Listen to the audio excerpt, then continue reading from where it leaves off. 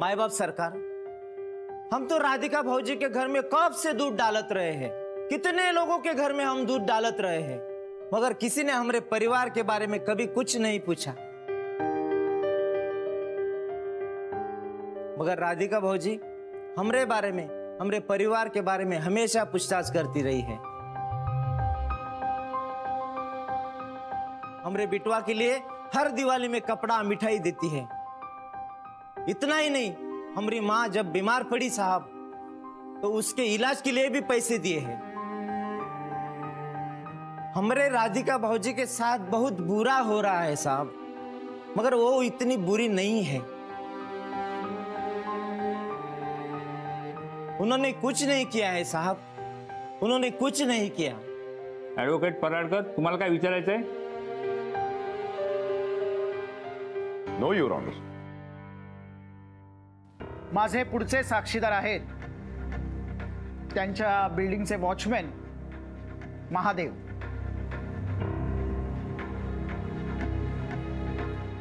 Please.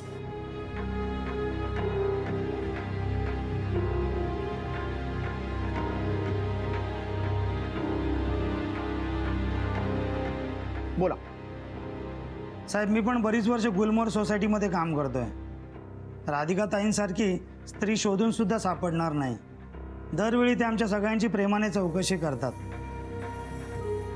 माझ्यासारख्या कित्येक गरीब लोकांना त्यांनी मदत केली। स्वतःच्या हिमतीवर त्यांनी ती कंपनी उभी केली आहे। ॲडव्होकेट पराडकर, तुम्हाला काय विचारायचं आहे? Not at all your honour. माझी सन्माननीय कोर्टाला विनंती आहे, कमळाबाई पगारेंना आपल्या समोर पुन्हा हजर करण्याची मला परवानगी देण्यात यावी।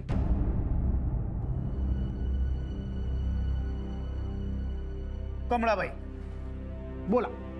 तुम्ही एकदा साक्ष नोंदवलेली आहे आणि तुमच्याच म्हणण्यानुसार तुम्हाला पुन्हा एकदा कोर्टात साक्ष नोंदवायची। हो बरोबर? हो। बोला। खोटं नाही सांगणार साहेब, पण ह्या उर्मिलाताई आमच्याच वस्तीतल्या आहेत आणि या सतत वस्तीत येऊन बायकांना भडकवत असतात। म्हणजे नेमकं काय करत असतात, सविस्तर सांगाल? त्या सगळ्या बायकांना राधिका त्यांच्या विरोधात जायला सांगतात। मी त्या दिवशी बोलायची हिम्मत केली नाही, पण आज सांगते। आज आम्ही बायका जे पण आहोत ते फक्त राधिका ताईंमुळे। आज आमच्या घरात जे काही सुख येते ते फक्त आणि फक्त राधिका ताईंमुळे येते। अहो, आम्ही घरात बसून होतो, त्यांनी आम्हाला बाहेर काढलं, रोजगार मिळवून दिला, पैसे मिळवून दिले। आमच्या मुलांच्या शिक्षणासाठी, कपड्या लत्त्यांसाठी त्या आम्हाला सतत मदत करत असतात। ताई आम्हाला स्वतःच्या कुटुंबातलाच सदस्य मानतात आणि एवढंच नाही तर त्यांनी आम्हाला दिवाळीला बोनसही दिला होता।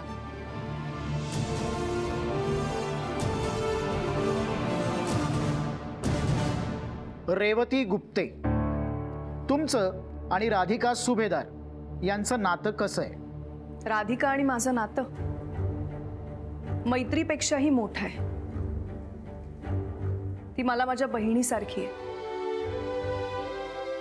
माझ्या आयुष्यात आजवर अनेक गोष्टींमध्ये तिने मला सपोर्ट केलाय आणि तसा सपोर्ट तिने अनेकांना केलाय।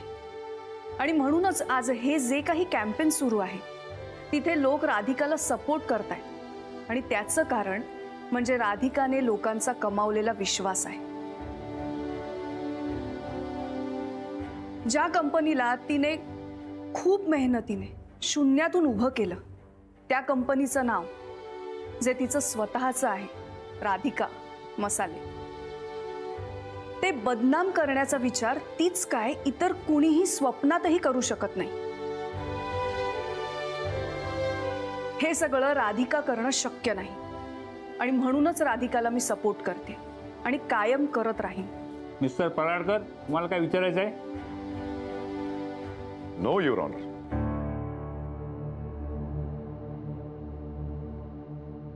अरे तेच तर सांगतोय मी तुला। काय तुला सन्याला फसवायचं होतं ना? अरे पण राधा अडकली त्यात तिचा काय दोष आहे सांग? नसल दोष, मी काय करू? मी पण अडकलो होतो ना. बॅग मी चोरली होती का? बॅग कुणी चोरली? त्या गॅरी तो गुरुनाथ त्यांनी बॅग चोरली. पोलिसांनी मला जमा केलं का नाही? हा, मला अडकवलं की नाही ह्या लोकांनी? पण सोडवलं कोणी तुला? राधाने सोडवलं ना? ते जुनं काय मला सांगू नको. तुला ऐकावं लागणार आहे. तुझ्या या अशा वागण्यामुळे ना राधिका फसली जाते हे कळतंय का तुला?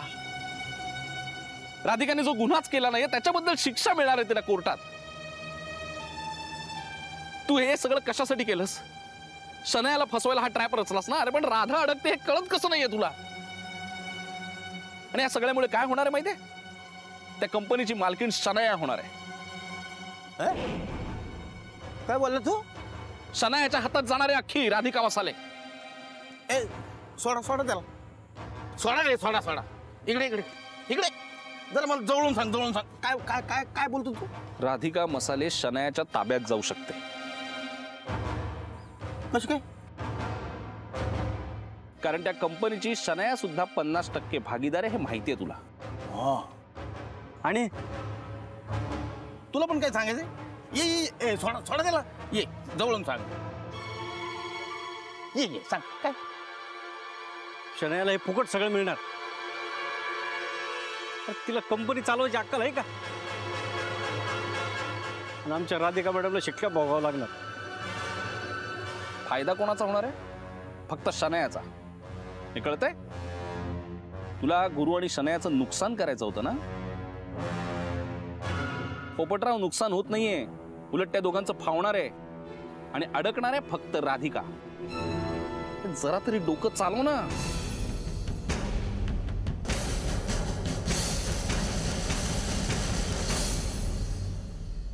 महाजनी, तुम्ही राधिका सुभेदार यांना केव्हापासून ओळखता?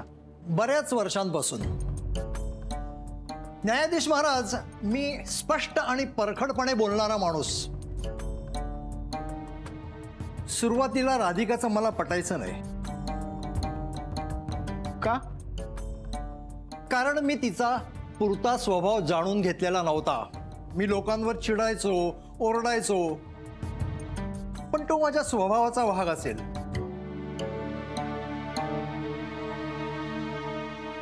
राधिकामुळे माझा राग कमी झाला. तिने मला समजावून सांगितलं की आपण जर लोकांशी नीट वागलो, त्यांच्याशी सामोपचाराने वागलो, तर लोक सुद्धा आपल्याशी सामोपचाराने वागतात, नीट वागतात. राधिका ही माझ्यासाठी इन्स्पिरेशन आहे. न्यायाधीश महाराज, मी एका वर्तमानपत्रात संपादक होतो.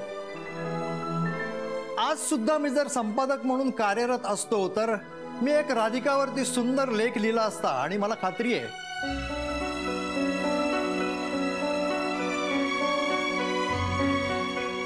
तो लेख वाचून घराघरात अनेक राधिका तयार झाल्या असत्या.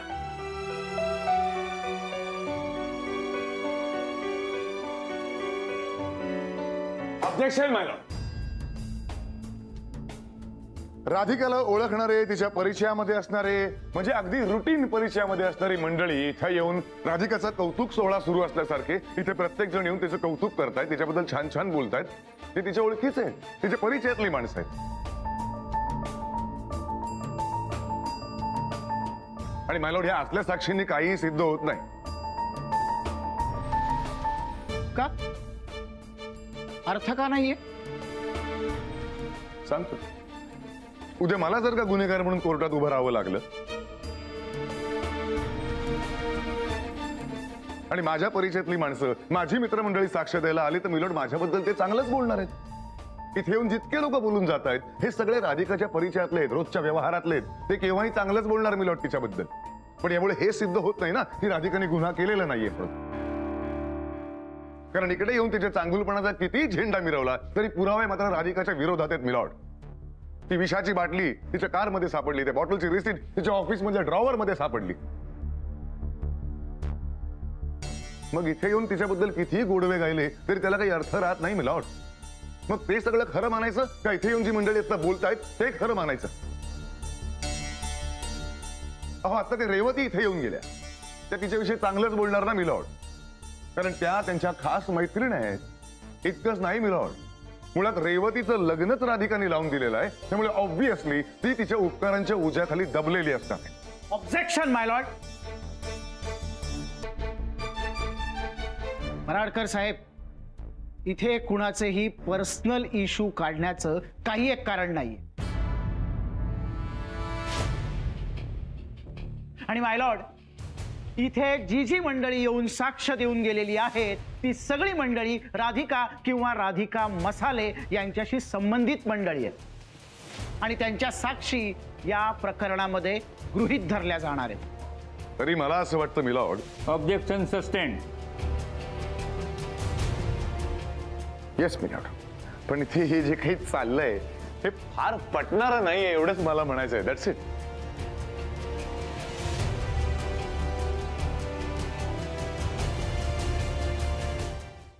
माय लॉर्ड, मी आता कोर्टासमोर अशा व्यक्तीला बोलावू इच्छितो जे राधिका सुभेदार यांच्या खूप जवळचे आहेत. त्यांना इथे बोलावू इच्छितो. वसंतराव सुभेदार, राधिका सुभेदार यांचे सासरे. ऑरेंज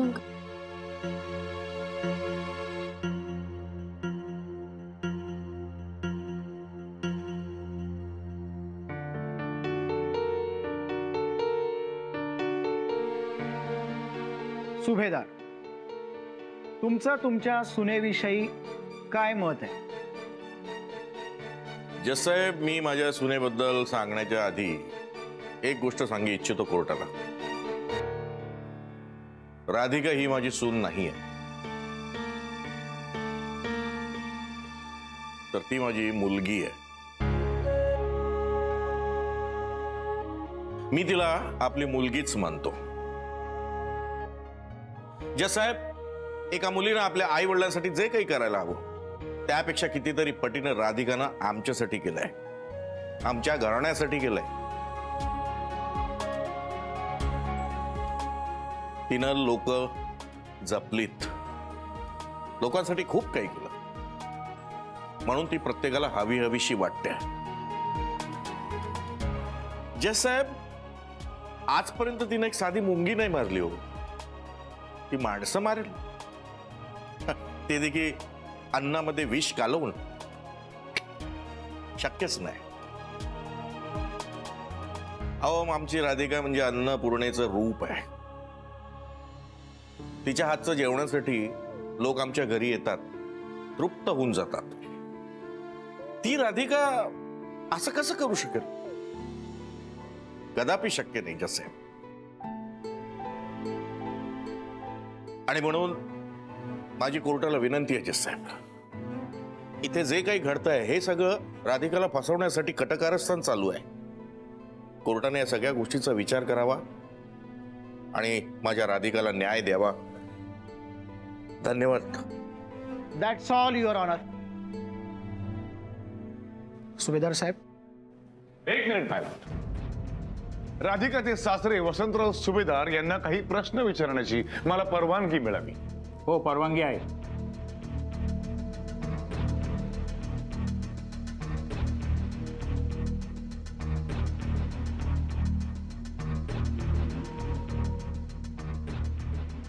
वसंतराव सुभेदार, प्रेमळ पिता, हे म्हणजे तुम्ही आता इथे सांगितलं की तुम्ही तुमच्या सुनेला मुलीसारखं मानता, पण तुमचा मुलगा तर गुरुनाथ सुभेदार आहे ना, मग तुम्ही राधिकाची बाजू का घेताय? कारण माझा मुलगा माझ्यासाठी कधीच मेलाय.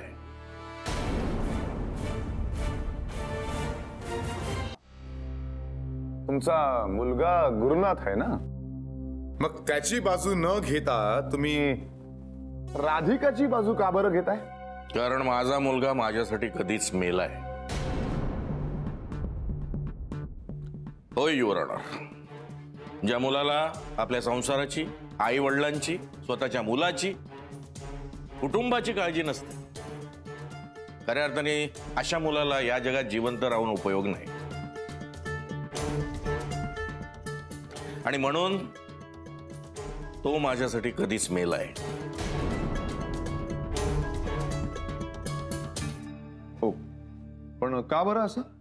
कारण तो आपल्या बायकोला सोडून दुसऱ्या मुलीच्या प्रेमात पडला होता, आंधळा झाला होता. म्हणजे शनायाच्या?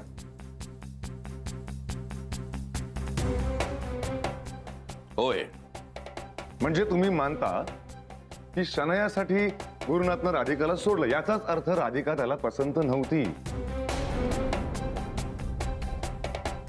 त्याला जे हवं होतं, जे गुण हवे होते ते राधिकात नव्हतेच, ते गट्स कधी राधिकामध्ये नव्हतेच. म्हणजे तुम्हाला काय म्हणायचंय?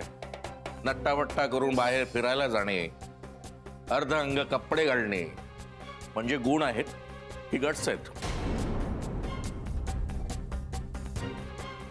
अहो, पण तुमच्या मुलाला तेच गुण हवे होते ना, आणि तुम्ही आत्ता राग व्यक्त करताय. तेव्हा का नाही समजावलं त्याला? लाख समजावलं मी त्याला, पण तो माझ्या समजण्याच्या बाहेर होता. त्यानं जे काही केलं आपल्या मनाप्रमाणे केलं.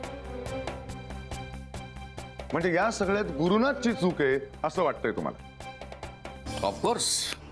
आणि शनायाची? तिची तर सर्वात जास्त चूक आहे. तिच्यामुळेच हे सगळं नाटक घडलंय. अच्छा, म्हणजे तुमच्यासाठी गुरुनाथ मेलाय तो शनायामुळे? 100%. आणि शनायामुळेच माझ्या राधिकाचं वाईट झालं. तिच्या आयुष्यात अनेक प्रॉब्लेम निर्माण झाले. मला एक सांगा, तुम्हाला जर का संधी मिळाली शनायाला शिक्षा द्यायची, तुम्ही दिली असती? 100%. तुमच्याकडे दूधवाल्या काकांनी शिक्षा दिली असती? निश्चित. तुमच्या चौकीदारांनी शिक्षा दिली असती? का नाही? महाजनी काकांनी शिक्षा दिली असती? निश्चित. राधिकाने शिक्षा दिली असती? द्यायलाच हवी ती. That's all, Your Honor.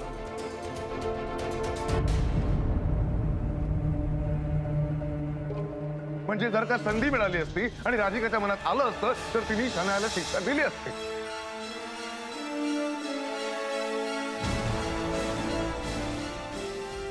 वकील साहेब, तुम्ही कशाचा अर्थ कशाशी लावताय? आणि मी कुठे अर्थ लावतोय?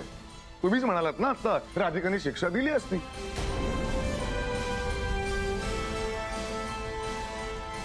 म्हणजेच राधिकाला शिक्षा द्यायची होती, यातूनच तिने केलेला हा सगळा प्रकार आहे. आणि कशावरून? या राधिकाच्या तटात तुम्ही सामील नाही आहात.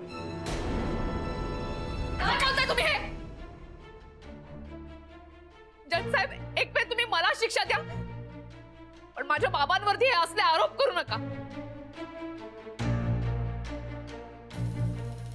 राधिका, अगं शांत हो. काय शांत हो? प्लीज प्लीज प्लीज तुम्ही शांत व्हा. तुम्ही थांबा हे सगळं. प्लीज प्लीज थांबा तुम्ही. Order order. ॲडव्होकेट झुंजारराव, तुमच्या वकिलाला काहीतरी सांगा.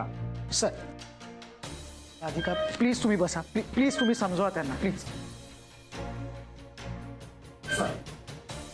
बघा मायला, सत्य समोर आलं की डोळ्यात पाणी येतं. तिथे आल्यानंतर भल्या भल्यांना ढसाढसा रडायला येतं विलॉट. आणि मग ते लपवण्यासाठी हा असा कांगावा केला जातो.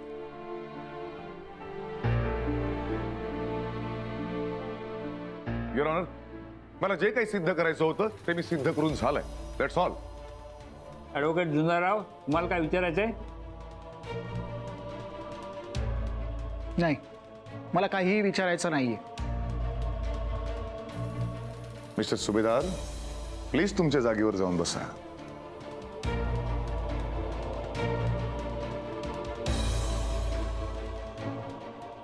तर युअर ऑनर, मला असं म्हणायचं आहे की नेमकं ह्या कोर्टाची केस अर्ध्या तासाने पुन्हा सुरू होईल.